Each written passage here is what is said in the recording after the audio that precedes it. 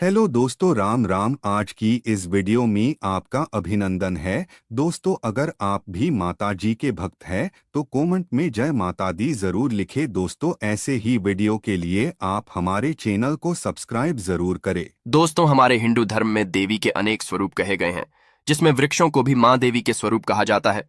तो आज मैं आप लोगों को पावन पावनी वृक्ष के बारे में बताऊंगा। नवरात्रि के पावन पर्व चल रहे हैं। नवरात्रि के पावन पर्व में कुछ ऐसे वृक्ष हैं जो कि देव वृक्ष कहे गए हैं, देवी वृक्ष हैं। ये देवी के स्वरूप होते हैं, माता काली के स्वरूप होते हैं, और हमारे धर्म में पेड़ पौधे को देवी देवता मान करके हम इनकी पूजा करते हैं, और हमें पूजा भी जरूर करनी चाहिए।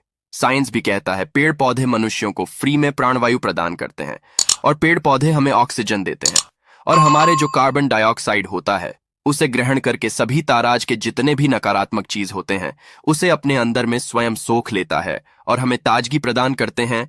तो पेड़ स्वयं तेज धूप में तपता है, परंतु मनुष्य को शीतल छाया प्रदान करता है। तो नवरात्रि के समय में कुछ ऐसे पेड़ पौधे हमारे धर्मशास्त्र में कहे गए हैं जिनको छूने मात्र से व्यक्ति के बंद किस्मत के ताले खुल जाते हैं, व्यक्ति का सौभाग्य चमक जाता है। हमारे शास्त्रों में पेड़ पौधों को बहुत ही गुणकारी कहा जाता है। अनेक बीमारी का उपचार पेड़ पौधों में ही छुपा है, जड़ी बूटी में ही छुपा है। और भगवान श्री कृष्णा ने गीता में स्वयं कहा है कि वृक्षों में पीपल का वृक्ष हूं। पीपल के वृक्ष को वृक्षों का राजा कहा जाता है, क्योंकि पीपल वृक्ष की जो आयु होती है सबसे ज्यादा होती है, सबसे अत्यधिक होती है। पीपल वृक्ष सर्वशक्तिमान पूजा पाठ में अत्यधिक इसका महत्व होता है। दोस्तों, इसीलिए भगवान श्री कृष्ण ने गीता में स्वयं कहा है कि मैं वृक्षों में पीपल का वृक्ष हूं। तो चलिए, आज मैं आप लोगों को नवरात्रि के समय में छुए जाने वाले वृक्ष के बारे में बताऊंगा। दोस्तों, हमारे धर्मशास्त्र में अनेक ऐसे वृक्ष हैं जो कल्याणकारी होते हैं, मंगलकारी होते। अगर इस वृक्ष को छू लेते हैं तो आपकी सभी ताराज की परेशानी है, सभी ताराज के कष्ट है, ये सब समाप्त हो जाते हैं। खास करके नवरात्रि के समय में इसका असर कई लाख गुना होता है। नवरात्रि के समय को शक्ति का पर्व कहा जाता है। शक्ति पर्व क्यों कहा जाता है? क्योंकि इस समय अचेत जो वस्तु होती है वो भी चेतना युक्त हो जाती है। अर्थात इस समय जो शक्ति हमारे धरती लोक में आ जाती है, नौ दुर्गा को क्या बोल सकते हैं हम? शक्ति बोल सकते हैं। तो माता रानी इस धरा पर आती है, इस पृथ्वी लोक पर है, तो जितने भी पेड़ पौधे हैं, जीव जंतु हैं, चल अचल सभी ताराज के जो वस्तु हैं, ये सब में प्राण आ जाते हैं। इन सब में शक्ति निहित हो जाती है, जागृत हो जाती है। तो इस समय के देवी स्वरूप कहे गए जो पेड़ पौधे होते हैं, जाकर के आप इसे छू करके आते हैं तो आपके जीवन की परेशानी है, दुहक है, तकलीफ है, कष्ट है, रोग है, बीमारी है, कलह है, क्लेश है, जीवन में चल रही बहुत बड़ी समस्या है, सब समस्या समाप्त हो जाती है। काल सर्प दोष, शनि दोष, राहु दोष तत्काल अपना असर दिखाती है। दोस्तों, आज मैं आप लोगों को 3 पौधों के बारे में बताऊंगा, और ये तीनों पौधे देव वृक्ष कहे जाते हैं। वीडियो को ध्यान से देखना। अगर आज की वीडियो मिस कर दी तो फिर सारी जिंदगी आपको पछताना पड़ेगा, क्योंकि नवरात्रि ही एक ऐसा पर्व होता है, एक ऐसा समय होता है, केवल 9 दिनों के भीतर में आपको लंबी पूजा पाठ करने की जरूरत नहीं पड़ती। केवल 9 दिनों के भीतर में ही आप अपनी समस्या को, आप अपनी गरीबी को स्वयं अपनी आंखों से समाप्त होते हुए देख सकते हैं। मैं जिस वृक्ष में बता रहा हूं, ये सारे वृक्ष आपको अपने घरों के आसपास में बहुत ही आसानी से मिल जाएंगे। दोस्तों, वीडियो में आगे बढ़ने से पहले, जानकारी बताने से पहले, अभी तक कमेंट बॉक्स में जय माता दी नहीं लिखे हैं तो जय माता दी जरूर लिखना। जब आप हमारे कमेंट बॉक्स में जय माता दी लिखते हैं तो हमें काफी हर्ष होता है, काफी उल्लास होता है। आप हमारी वीडियो को लाइक करते हैं तो हमारा मनोबल बढ़ता है, और आप सभी लोगों के लिए इस तारा ज्ञान भरी जो अच्छी अच्छी जानकारी होती है, आप सभी लोगों के करके आते हैं। तो अगर आप इस ताराज की जानकारी में इंटरेस्ट रखते हैं, स्माइल फैमिलीज चैनल को अगर सपोर्ट करना चाहते हैं, तो आप हमारे चैनल को सब्सक्राइब कर हमारा सपोर्ट जरूर करें। दोस्तों, मेरे जो उपाय होते हैं, आप लोगों को मैं सरल से सरल आसान उपाय बताता हूं। जो उपाय बहुत ही सरल होते हैं, बहुत ही आसान होते हैं, और ये रामबाण की तरह काम करते हैं। जिस ताराज प्रभु राम के जो बाण होते हैं, अचूक होते हैं, उसी ताराज मेरे वीडियो में बताए गए जो उपाय होते हैं, अचूक होते हैं, कभी भी असर नहीं होते हैं। तो वीडियो को ध्यान से देखना, कौन से ऐसे 3 वृक्ष हैं जिसे हमें छू करके नवरात्रि के समय में जरूर आना चाहिए। एक खास बात सभी दर्शकों को बताना चाहूंगा, नवरात्रि के समय में जितना ज्यादा हो सके देव वृक्ष की पूजा जरूर करना। दोस्तों, देव वृक्ष में कई ताराज के वृक्ष होते हैं। चलिए, मैं आप लोगों को बताना चाहूंगा कौन से वृक्ष को छूने से हमारी गरीबी मिटती है। पहला जो वृक्ष है, बेल का वृक्ष। जो बेल का वृक्ष है, यह वृक्ष माता पार्वती के पसीने से उत्पन्न हुआ है। स्कंद पुराण के जो माता पार्वती है, ये देवी स्वरूप कही गई है। अर्थात ये नौ दुर्गा के स्वरूप कही गई है, तो स्कांदा पुराना की कथा में कहा गया है जो बेल का वृक्ष है माता पार्वती के पसीने से उत्पन्न हुआ है। इसकी डाली में पार्वती, जड़ में ब्रह्मतने में विष्णु एवं समस्त जो हिस्से हैं उसमें भगवान शंकर जी बसते हैं। संध्या काल में शिव मंदिर के समीप या नौ दुर्गा मंदिर के समीप जो बेल के वृक्ष है, इसके नीचे में घी का दीपक जलाने से व्यक्ति धनवान, गुणवान एवं पराक्रमी बनता है। व्यक्ति के सभी के मनोरथ की पूर्ति होती है।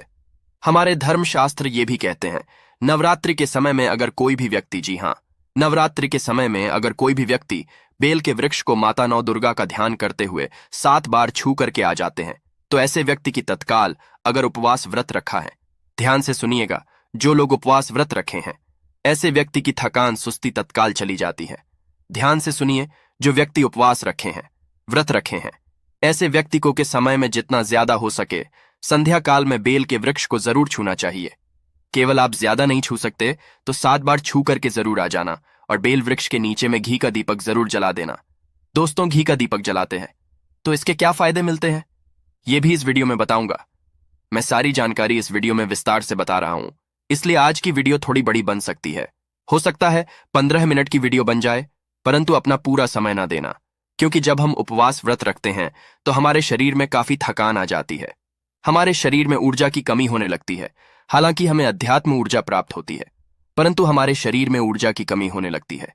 भोजन न करने के कारण हमारे शरीर में ऊर्जा की कमी होती है, और इस ऊर्जा को बरकरार रखने के लिए, इस ऊर्जा को प्राप्त करने के लिए हमें बेल वृक्ष को छूना चाहिए।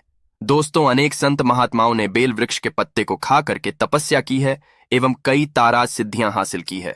धर्मशास्त्र कहते हैं, अगर नवरात्रि के समय में बेल के पत्ते खाए जाए तो जो व्यक्ति लंबे समय से जो मंत्र के जाप कर रहे हैं, सिद्धि प्राप्त नहीं हो पा रही है, फिर कुछ आप ऐसी सिद्धि को प्राप्त कर रहे हैं जो सिद्धि आपको काफी लंबे समय से प्राप्त बेल के पत्ते खाने से वह सिद्धि जल्दी प्राप्त होती है। इसके नीचे घी का दीपक जलाने से हमें सिद्धि की प्राप्ति होती है। सिद्धि का मतलब होता है कार्य में सफलता। तो जो लंबे समय से आपके कार्य नहीं हो पा रहे हैं, उस कार्य में नवरात्रि के समय में जितने भी दिन हो सके, आप जो जब भी आपको समय मिले तो शाम के समय में घी का दीपक जरूर जला देना।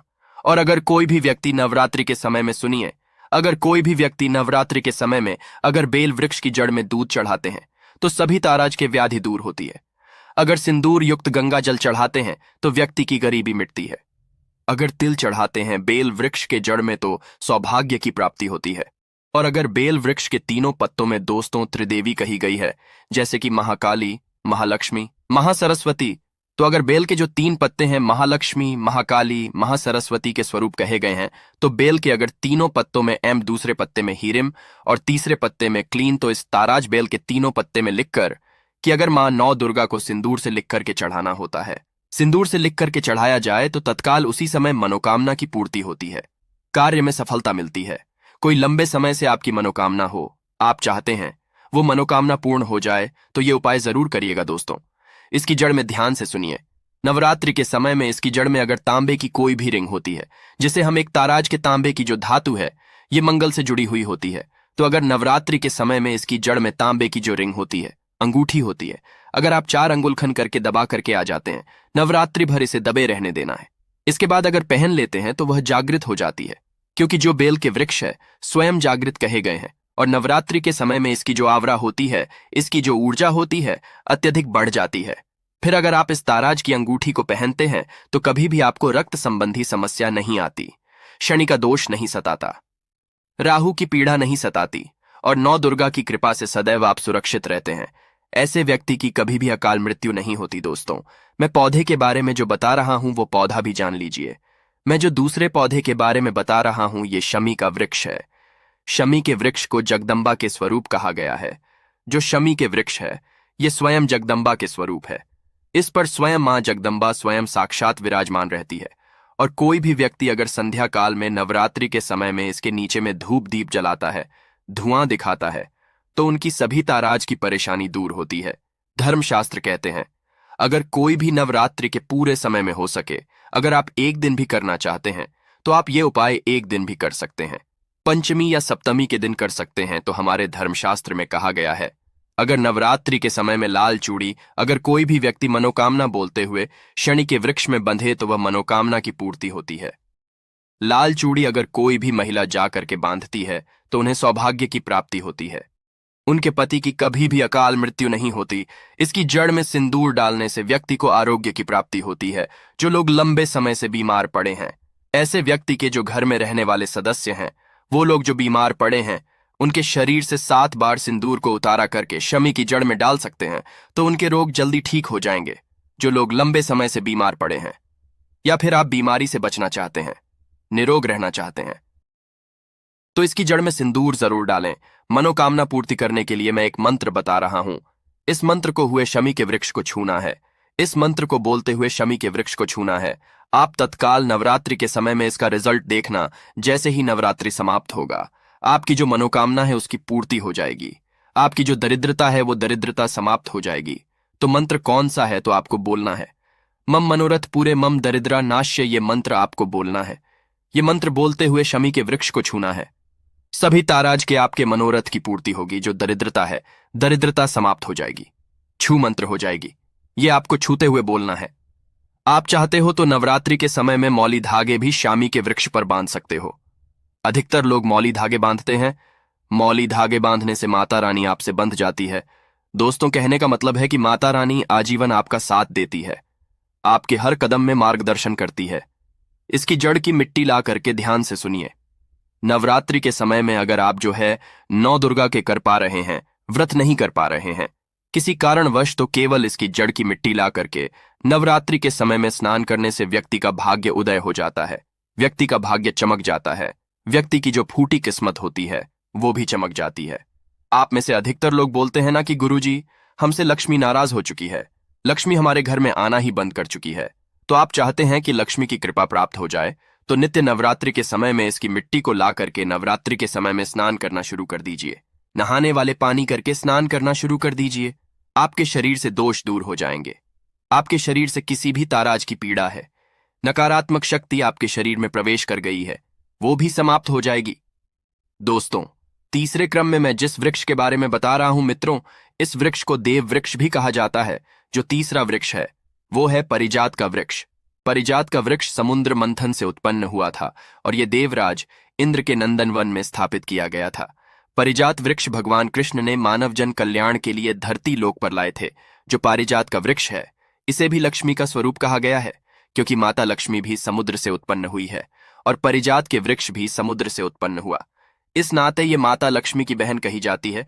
तो ऐसा समझा जाता है कि कोई भी मनुष्य, उनके शरीर में कितनी भी ज्यादा थकान हो, कितनी भी पीड़ा हो, जैसे कि नवरात्रि के अगर आप व्रत रख रहे हैं, व्रत के दौरान अगर आप शरीर में थकान है, पीड़ा है, तो परिजात के वृक्ष को शाम के समय में छू करके जरूर आ जाना।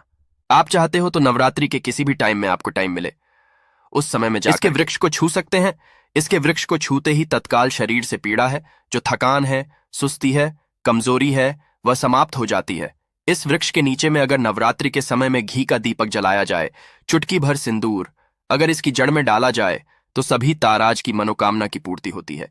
परंतु आपको जरूर करनी है कि हे परिजात वृक्ष, आप देवी स्वरूप कहे जाती है। आप हमारी सभी ताराज की पीड़ा को दूर करें। ग्रह दोष है, पितृदोष है, लक्ष्मी दोष है, इसे आप समाप्त करें। लक्ष्मी स्वयं आपकी बहन है। माता लक्ष्मी का हमारे जीवन में प्रवेश कर जाए, इस ताराज का आप हमें आशीर्वाद प्रदान करें। इस ताराज से आप इनसे जो है मनोकामना बोल सकते हैं, मनोरथ बोल सकते हैं। ये लक्ष्मी की बहन कही गई है, क्योंकि समुद्र मंथन से ये उत्पन्न हुआ है। तो अगर आप भी जल्द धनवान बनना चाहते हैं, आपके जीवन में कोई कामना अधूरी रह गई है, तो हमने 3 वृक्ष के बारे में बताया है। इन 3 वृक्ष को नवरात्रि के समय में छूना शुरू कर सकते हैं। और अगर कोई व्यक्ति ये तीनों वृक्ष को छू लेते हैं, ध्यान से सुनिए, अगर तीनों वृक्ष को छू लेते हैं तो ऐसे व्यक्ति के कार्य सफल होने से, ऐसे व्यक्ति की मनोकामना पूर्ण होने से दुनिया की कोई भी शक्ति नहीं रोक पाएंगी। मनोकामना पूर्ति करने के लिए, कार्य में प्रगति प्राप्त करने के लिए, अपनी किस्मत को चमका सोए हुए भाग्य को जागृत करने के लिए नवरात्रि में ये उपाय जरूर करिएगा। दोस्तों, ये उपाय सोने पे सुहागा होगा। ये आपकी जिंदगी को संवार देंगे, आपकी जिंदगी में चल रही परेशानी को दूर कर देंगे। तो ये जानकारी कैसी लगी हमें कमेंट सेक्शन में जरूर बताना, और इस जानकारी को अपने तक सीमित मत रखना। इस जानकारी को आगे जरूर शेयर करना, क्योंकि ज्ञान बढ़ाने से ज्ञान बढ़ता है। हो सकता है आप इस वीडियो को शेयर आगे करेंगे तो कोई व्यक्ति नवरात्रि के समय में थकान महसूस करते हैं, पीड़ा महसूस करते हैं, नवरात्रि के समय होती है, किसी भी ताराज के कष्ट होते हैं, तो इन वृक्षों को छू करके सारे कष्टों से छुटकारा पा सकते हैं। तो समाज कल्याण हेतु इस वीडियो को आगे जरूर शेयर करना। कमेंट बॉक्स में अभी तक जय माता दी नहीं लिखा है तो जय माता दी लिख दीजिए। आज